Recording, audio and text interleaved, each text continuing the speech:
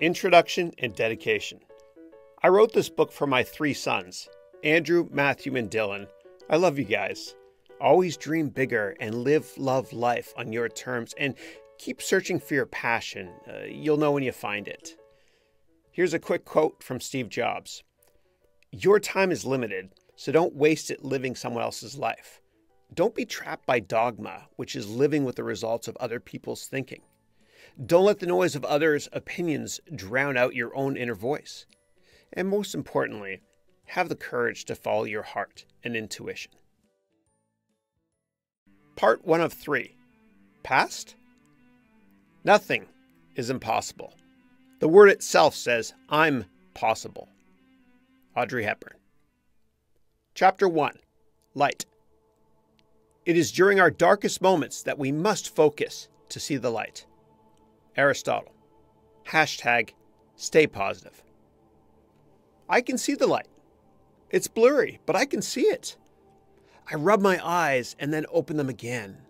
I see the light clearly now on my ceiling. I stretch my arms and take a deep breath as I sit up. I exhale slowly. I feel incredible. I see my heroes on my walls. Hall of Famer LeBron James dunking. Messi bending it like Becca. And Malala smiling with optimism as she gives her Oscar-winning speech. I feel inspired as I get out of bed. I can't find my Galaxy to check my Snapchats to make sure my 100 daily Snapchat streak is intact. Did my little punk brother take it? Oh well, I'll look for it after breakfast. Why is it so hard for me to open my bedroom door? I use 2 hands and pull hard, and finally it opens. I hear the sound of small paint fragments hitting the ground. I look down, and I see the paint chips that just fell from my open door frame. I think to myself, WTF? That means, why the face, if my out-of-touch dad asks for a translation. I love him, but he reminds me of Phil from that show Modern Family. I look over my shoulder to see if Mom is in sight. Good, she isn't.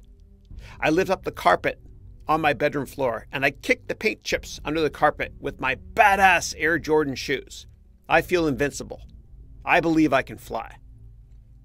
I walk down the hallway, and I see a picture of Mom, Dad, my older sister Sophia, and my annoying but cute little brother Dylan. As I start to walk downstairs, I think to myself, why are there no pictures of me? It's probably because I complain whenever Mom pulls out her iPhone 21 to take hologram picture vids of me. I feel a little bit self-conscious these days given my recent growth spurt, my acne, and my cracking voice. Gosh, am I ever starved? As I walk through the living room, I see our old 32-inch TV. What happened to our 200-inch razor-thin dope TV that Dad hung on the wall? Damn it, 32 inches sucks for playing Call of Duty. Mom probably yelled at Dad as he probably lost at gambling again. I hear Dylan now talking on the phone. He must be speaking with Grandma, as it's his birthday today. I look at him and I say, "Good morning, punk." Dylan immediately drops the phone into his Cinnamon Toast Crunch, or CTC as I call it. And the bowl drops on the ground and he screams, "Help, help, help!" He then runs out the front door, and the bowl smashes onto the ground, sending pieces of CTC cereal, bowl fragments, and chocolate milk all over the darn kitchen floor. Idiot. He knows I won't tease him anymore, as Mom punished me for teasing him last night. Oh yeah, that's probably why I can't find my Galaxy. Damn it, my 100 streak is over. Maybe Mom will give it back to me if I tell her I cleaned up Dylan's CTC smashing event. What a dumbass he is. After I cleaned it all up, I see a few more pieces on the ground, and I do my usual look over my shoulder glance for Mom. And then I kick the remaining CTCs under the kitchen carpet. I need my phone back, and I'm not sure if Becca broke up with me or not via WhatsApp last night. I can't remember. Was it a dream or not? Gosh, I hope not, dude. I feel butterflies in my stomach now, and I guess I lost my appetite. Screw it. I won't eat, as I want to get a 6-pack instead of my current 1-pack. My older sister Sophia told me never to respond to texts right away with girls anyway, or they sense desperation. I try to see the positives in everything, so it's a good thing I can't find my phone anyways. Mom would correct me right now by saying anyway if she was here now, which she ain't. I stop for a second to think as I drink Dylan's OJ from his sippy cup. Wait a second. What the heck was I thinking? Dylan is outside alone. I bolt out of the kitchen and I run down the front hall until I reach the front door. I open it up and I run down the driveway while screaming, "Dylan, where are you, bruh?" He is nowhere in sight. I gotta find him before Mom and Dad get home or I'll be grounded again. "Dylan, I have a surprise for you." Actually, I don't have a surprise for him, but seriously, where is that punk? And why did he panic when he saw me? "Oh my God," I say out loud as I drop the OJ on the ground and feel the spilled juice splash up my shins. I can feel my heart drop like it does on that Space Mountain virtual reality roller coaster. Oh my God. What the heck is going on? Why is... I immediately pass out as I faint and collapse onto our front lawn.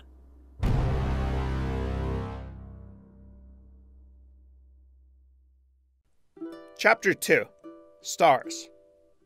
Keep your eyes on the stars and your feet on the ground. Theodore Roosevelt. Hashtag Dream Bigger. Opening my eyes, I see thousands of tiny lights. Stars everywhere. I sit up and notice that I'm soaking wet. Half of the night sky has clouds. Gosh, it must have rained. I wipe the blades of grass from my cheek. I must have passed out for hours on our front lawn. The street lights are on, and one of them is buzzing. I thought they fixed that street light. Whatever. Mom and Dad's cars are not in the driveway, so I gotta find Dylan fast before they get home. I walk down the street. It's barely lit, but I can manage. Gosh, what a bizarre dream I had. I could have sworn that I saw the old, majestic pre-2001 World Trade Center Twin Towers in the Manhattan skyline. But as I look towards that place, the clouds are covering up where the towers were in the sky. Whatever. Gotta find Dylan. I gotta focus. He might be at Becca's house, playing with her little brother Andrew. You know, I gotta fix my hair in case Becca answers the door. Maybe she'll think I'm playing hard to get if I brush her off and ask if Dylan is there. She is way out of my league, and Dylan is slightly more important to me right now, but just for now. Becca lives 1 block away from me. I've known her since we were in the 1st grade. She has stunning blue eyes, long blonde hair, and a small scar on her chin, which makes her look tough and even more better to me. Yeah, Mom. You ain't here to correct me. Becca is even more beautiful on the inside. You know, you gotta listen to the words of that song by India RE called Video, and you'll know what I mean. Becca was my first kiss, and hopefully my last one too, as she is perfection in every way. I'll never forget, our first kiss was at Yankee Stadium, when all-star Aaron Judge's number was retired. You know, that was the best day of my life. I remember Aaron Judge saying, "I want to thank the great Lord for making me a Yankee." All right, I'm almost there. Just a few houses away. I feel a bit nervous to see her. I gotta snap out of it, dude. Girls love confidence. Okay, here's what I'll do. I will barely make eye contact with her. Sophia even told me to be a little bit rude to her, but not too rude. Sophia is right, I think. Heck, Sophia was not only the valedictorian at Appleby High School, but also the prom queen. And as much as I love her and look up to her, part of me resents her, as there's so much pressure on me to also get into Harvard. My parents met at Harvard Business School, which is called HBS. So they met at HBS last century.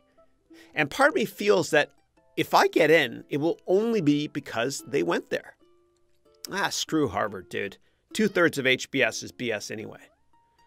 I just want to be me when I grow up and not try to live my life to please them. You know, Pablo Picasso had this epic quote where he said, "My mother said to me, if you are a soldier, you will become a general. If you are a monk, you will become the Pope." Instead, I was a painter and became Picasso. Damn, Pablo is dope. I'm the boss of me. You know, Dad hates the way I dress, and Mom really hates my Becca hologram savage tattoo on my left arm. Ah, frack it. I don't give a damn. You know, when I grow up, I want to be... Holy crap. I can't remember my name. Grandpa used to forget stuff too before he passed away back in 2010. God, I miss him so much. He used to use that same joke over and over again as he would say, "The older I get, the better I was." God, maybe I hit my head when I fell, and that's why I can't remember my name. Ah, sucks to be me. All right, one house away. Becca's dad left the Ferrari Testarossa on his driveway overnight. He must have gotten drunk again and forgot to put it in the garage. Or, wait a second. What? That's a police car on the other side of the Ferrari. Did Becca's dad drink, vape, and drive again? Damn, he keeps that red Ferrari dream machine in great condition. He's a proud Yale graduate, and he has a Yale license plate frame. He always teases Dad about how Yale beats Harvard in basketball. Whatever, man. Everyone knows that Ivy League sports suck. I remember Dad got vape drunk at last year's July 4th barbecue at Becca's house, and Dad made fun of Becca's mom in her accent. I remember Dad grabbed the karaoke microphone and pretended to be her and said, "My daughter Becca, she is so smart that she will get into jail like her smart father." Not cool, Dad. Not cool. Mean people suck. I was glad Dad actually fell into the pool at that party, as everyone saw the Spanx for Men clothes that he was wearing when he got out of the pool. Why can't they just be happy being who they are? Becca's mom is so gorgeous. You know, Grandpa used to always tell me to check out a woman's mother, as that is who I will be with in 25 years. Damn. Sounds lit to me. Shoot. I hope Becca doesn't break up with me in her mother's accent by saying that she also wants some space. All right, whatever. I'm at Becca's door now. Breathe. Just breathe. Life all comes down to a few short moments, and this is one of them. All right, let's do this. Let's ring the doorbell. What? That badass Ring Central doorbell has been replaced with an antique old school one. I hear her dog running to the door. This dog is awesome, but so big, and she actually knocks me down when she jumps up to see me. No matter what, her dog is always happy though, and I can't explain it, but the dog gets me. You know, when I'm sad, she closes her mouth, looks at me, and slightly turns her head, as if she is telling me, "Don't worry." My little brother Dylan always begs Mom and Dad to get a dog, but they can't because dogs almost became extinct back in... Okay, someone is opening the door now. All right, here I go. This cute little girl answers the door. She must be Becca's cousin visiting from Toronto. Holy smokes, she is carrying the cutest puppy ever. Oh man, I want to get one. So I ask her, "Hi there, is Dylan there?" I see that way down the hall, Becca is actually sitting down reading a book at the kitchen table. I make sure not to make eye contact with her though. I gotta play hard to get. Sitting beside Becca is Dylan on the police officer's lap. What the hell is this police officer doing holding Dylan? I don't feel comfortable with this. I walk into the house and quickly walk down the hallway. Poor Dylan looks terrified. I look at the officer and say, "Thank you for watching him, officer, but we must go now." The officer then stands up quickly and gives Dylan to Becca. He then puts his hand on his pistol and he says, "Dylan is not going anywhere with you." He then grabs me by my frackin' neck and he throws me onto the ground and he tries to put handcuffs on me while reading me my rights. You are under arrest for breaking and entering. You have the right to remain silent. Chapter 3. Yellow. Some painters transform the sun into a yellow spot. Others transform a yellow spot into the sun. Pablo Picasso. Hashtag see the positives. Opening my eyes, I see Becca's yellow kitchen floor. As my rights are being read to me, I shout, "What the hell are you talking about?" I throw my elbow back as hard as I can, and I hit the cop in the nose. I hear a crack as I did this, and blood splatters everywhere. I panic and grab his handcuffs, and I handcuff him behind his back. He is unconscious now, and the yellow floor is covered in blood. I grab his car keys from his belt in my left hand, and I grab Dylan with my right hand. Dylan is kicking and screaming. What the hell? I pick up Dylan and run down the hallway and onto the driveway. Dylan is crying hysterically, and he is gasping for breath in between each cry for help. Poor dude has asthma, just like me. I open the back door of the police car, and I throw Dylan on the back seat, and I slam the door. He won't be able to get out of that back seat. I then get into the front seat, and I turn on the car. For a split second, I think, should I take the Ferrari instead? I shake my head, and I say out loud to myself, no, this ain't GTA 7, but damn, that's a nice Gucci car. I throw the car into reverse, and I press the accelerator to the floor, not realizing how powerful cop cars are. I spin the wheel as I hear the wheels screech, and I hear a crashing noise as I knock down a street light. I throw the car into drive, and I say out loud, that's lit. Yep, this seems a lot like GTA now. I press the pedal to the metal. I feel and hear Dylan slamming into the back seat. I scream, D, put on your belt now. Chapter 4. Extinct. In our lifetime, we're going to see 50% of the world's species go extinct. We're already seeing this radical rise in the world's temperature that was predicted. Quote by Anohni. Hashtag choose life. As I wipe the sweat off my forehead, I see the lights getting smaller and smaller in the rearview mirror as I drive as fast as I can away from Becca's house where that prick cop was. All of a sudden I hear, ruff, ruff. What the heck? Dylan is holding a small dog in his arms in the back seat. Oh man, I'm so screwed. I don't know what I will get into more trouble for. Stealing a cop car or stealing an endangered species. The speaker system in the cop car then says, we have a B&E and child abduction in Brooklyn Heights from Orange Street and Willow. The suspect is a white male with medium-length brown hair, and he looks a bit like Matthew McConaughey. Damn. Wow, Popo. Thanks for the compliments. Gosh, I feel great. Until I hear this from the speaker system. Sorry, he looks nothing like McConaughey, as this kid is a butt-ugly teenager with way too much acne on his forehead. I mean, this kid is fugly. He is frackin' ugly. Oh, man. I'm just going to turn that off. I just can't get a break today. Seriously. Accuse me of kidnapping my own brother?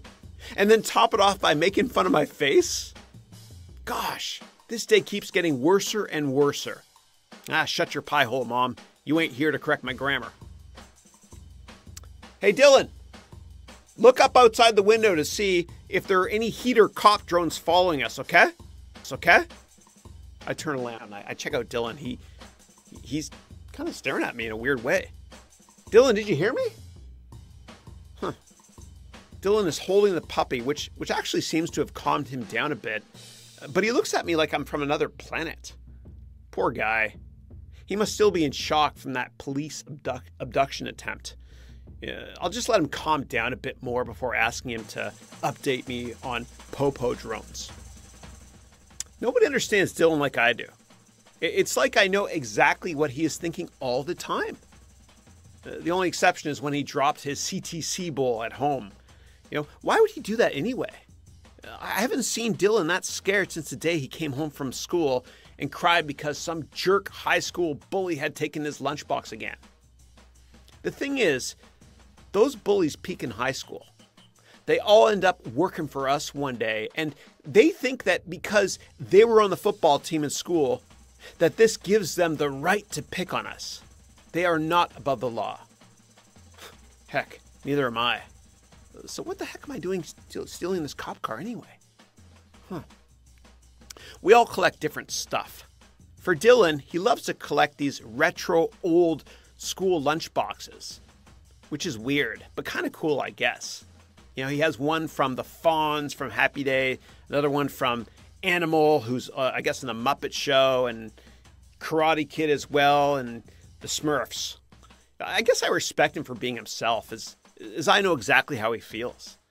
I changed, though, as I got older, and I hope he doesn't. You know, Pablo Picasso once said that every child is an artist. The problem is how to remain an artist once we grow up. He's so right. And sometimes I feel like Dylan is from another generation where he might be cool in a different decade. You know, maybe bullies pick on him a lot because he just wants to be himself and not try to please anyone else. I respect him for that, though, because I was exactly like that at his age. The problem is I changed. Maybe Dylan would be thought of as cool if he was born in my generation. You got to be born at the right time to be accepted, I guess. Screw that. Just be yourself no matter what they say. You know, life's too hard trying to be someone that you ain't. When I was Dylan's age, I remember laughing so hard until it hurt. Why don't I do that anymore? Well, maybe it's because I'm trying so hard to be who I'm not, so I can please others. Well, screw that, I say. I am who I am, and I should just be happy with that. I don't need to be stereotyped like a character on the Smurfs. I'm not Clumsy Smurf or Vanity Smurf. I'm not Brainy Smurf or Greedy Smurf or Baker Smurf or Farmer Smurf. I am me, and I don't need to pretend anymore that I am someone else. I am so self-conscious and insecure at times. How did I end up like this? Why do I care so much what other people think of me? Maybe if I was just myself, Becca would like me much more. Maybe if I was just myself, I would be happier, like when I was Dylan's age, when I laughed a lot more. You know, we can't let other people's opinions of us become our reality. Maybe if I was just myself, I wouldn't worry if mom and dad approved of what I want to be when I start working when I grow up. I mean, it's my life. I just want to be happy and leave the world in a better condition than when I entered it. Maybe if I was just myself, I wouldn't be lost anymore, and I would find my own path in life. You know, my hero Muhammad Ali once said, "I know where I'm going, and I know the truth, and I don't have to be what you want me to be. I'm free to be what I want." I love that guy. I also love my little brother because he is who he wants to be. I don't want him to change when he gets older like me. I want to rescue him from being insecure and self-conscious like I am. Oh, man. Okay. I got to snap out of this and just focus on not being caught in this badass cop car. Hey, wait a second. What is that? Oh, my God. I'm losing control of the steering wheel now. No! That don't kill me, can only make me stronger. I need you to hurry up now, 'cause I can't wait.